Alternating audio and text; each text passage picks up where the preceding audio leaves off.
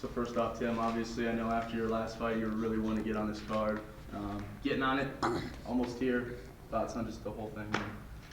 Yeah, I really wanted on the card as soon as I seen UFC was coming to Rio Rancho, but with our boys and Pete Mateo Sandoval passing away in January, it was even more of a want and need, if you will. Dedicated the fight to my community and to the families. Sandoval Strong and Mr. Armendariz that was involved in the wreck, and Ernie and Lexi Sandoval, the boys' mom and dad. Our football team. So, and just with that being said, with emotions riding high and aggression, I couldn't be more than happy to have a fist fight in sight come Saturday night. I'm going to defend my family and my state violently. I was going to say, obviously tragedy, man, and I know you're very tight-knit into that community, football coach, and what have you, now that you could use this platform to do that, like, what else are you doing? I heard you were like giving away tickets. Are you really trying to get this community together, Yeah, we've given away tickets. I think I bought like 30 tickets, so I want my people there, whether they can afford it or not. The ones that couldn't afford it reached out to me, and we did the best we could on getting everyone tickets and what we could do with that. Right now, as of this week, I haven't been worrying about tickets or anything at all. They had to get a hold of us a couple weeks ago. Right now, it's just the weight cut and seeing interviews or whatever where they're talking about this as Daniel's adopted state and stuff because he trains at Cerrone's camp or whatever. It's the right time to get in a fist fight. Is this one even more emotionally heightened with all those outside circumstances than normal? None of my other fights matter. This is the most important fight of my life right now. This is the most excited and pumped up I've been for a fight, and there's just some real aggression riding on it. Has nothing to do with Daniel or nothing like that, just personal life things. Calm, cool, and collected. Can't fight mad, but you can fight very mean, so we're going to go that route. Yeah, if you could you just give kind of a tribute to what kind of young men they were, you know what I'm saying? So I didn't dedicate this just to just because the boys passed away. I dedicated it to their work ethic and their character, and these were two young men that they would see a student in the hallway, not even know that student, and walk up, put their arms around him and say, hey man, life's going to get better, keep your head up. And it spoke volumes, their passion, their dedication, their work ethic.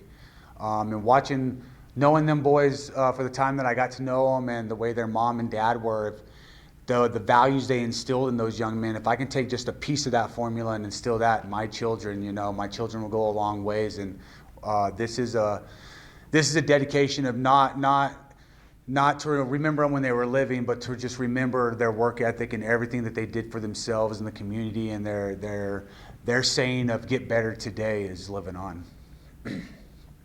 The chance for you to string some stuff together here for the first time really in a few years, right? So can you talk a little bit about the fight itself and kind of the importance for you in terms of your career trajectory of being able to put a little bit of a streak together here? Yeah, that's been kind of the thing, just piecing things together. And the things I've been leaving out has been my wrestling and my grappling. I can do all of that. My last 3 fights, I've gotten to show exactly that. Takedowns against Nico Price, let that fight get away from me.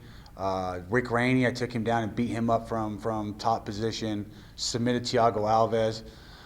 So right now, Coach JJ just has us being ferocious on takedowns and not stop moving and scrambling drills and these things, to where when I did start this, I was just a wrestler. I could throw a left hand to a double leg, and I got away from those things. So right now, it's being the best well-mixed martial arts that I can be, shooting as many times as I can in a round when we're sparring and stuff. And just since this week started, I don't know how many takedowns I've shot, but it's definitely more than 100. So right now, if we're doing those things in practice, those things will come out in the fight. And right now, I just want to mix it up. I think the commentator was saying in my last fight that I was shooting because I was uncomfortable. I was shooting just to mix it up and give a different look, and it panned out and it worked out for me. So if I want to box and kickbox, I need to go to those shows. And 2 years ago, I told myself that I can't just make guys shoot on me. I need to shoot on them, and I'm trying to do the best I can with that. With the Belal Muhammad and Sergio Moraes fights, I lost those split decisions. I thought I won. Heck, I remember getting to Australia on a Thursday, weighed in Friday, fought Saturday, so that little bit of recovery was a little hard or whatever, but no excuses there. Bilal's a good fighter or whatever, but on any of those guys, Marias, I absolutely won that fight, so I got paid like I won, so we'll just move on with that. But eventually I'll see some of these guys I have lost to and kind of get some of those things back, but right now it's Daniel Rodriguez, and right now it is putting an exclamation mark on this fight Saturday night.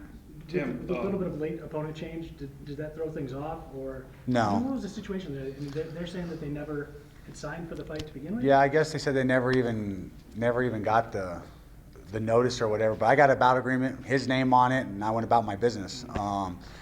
Right after that, we got the late notice change, or the fact that he pulled out, and it took a while to get a replacement fighter or whatever. But with these up and comers coming in, they're dangerous, and they want to put their foot in the door and all that. But you know, I still have things I got to prove, and I still have that hunger and that fire burning, and hell, I just want to get in fights. So. How about are the you confidence. feeling right now with the close proximity from your last fight?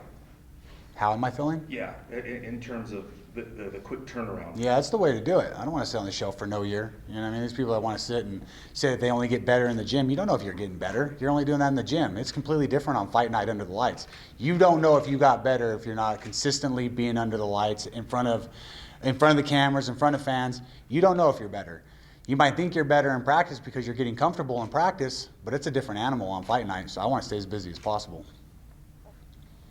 Can you talk about the preparation differences? Because we're talking about totally different styles. You know, somebody from a Sambo background and who you're facing now has 6 KOs, TKOs. It's almost a completely different way of going about it. Yeah, minus being left-handed, they look kind of like the same guy to me. You know, they throw big shots on their feet, and they want to get the tie up and get the fight to the ground. And some of in the Dana White Contender Series I saw with Rodriguez, that's how he fought: leg kicks, chopping leg kicks, but finish those rounds with takedowns. So they look to be the same guy to me, maybe a little bit difference in height and a different stance. Obviously, you had to battle some adversity, not only just with the community, but also your career. And just talk about the confidence level. You talked about being a full mixed martial artist. How confident are you feeling just with everything going in? Things are falling into place. I feel good. I'm healthy. Weight's coming off. You know, I feel good mentally. My family's healthy. We had this not a small tragedy with the boys, but the fact of the positive that came from that, the community coming together, people stepping up and helping one another. It sucks that there has to be a tragedy for that to happen. It seems like everybody wants to only do good when we're at a funeral, you know what I mean? But people have stayed together. We're getting to these basketball games, watching the boys play basketball, and you know, just cheering everybody on. I couldn't be more happy. I'm usually pissed off at my community because I don't think we do enough for our youth and things like that. And I've said it many times in our interviews together. But in this instance, the community stepped up, got together. Brenda's account raised $40-some thousand for the funeral and stuff. And not just that, but we also looked after the man that they hit, Mr. Armendariz. 3 years ago, he had a daughter die in a car wreck. She was on my niece's softball team. So we came together, we locked arms up together, and you know, I'm gonna do my best to get a win for my community, my state, my team, my people.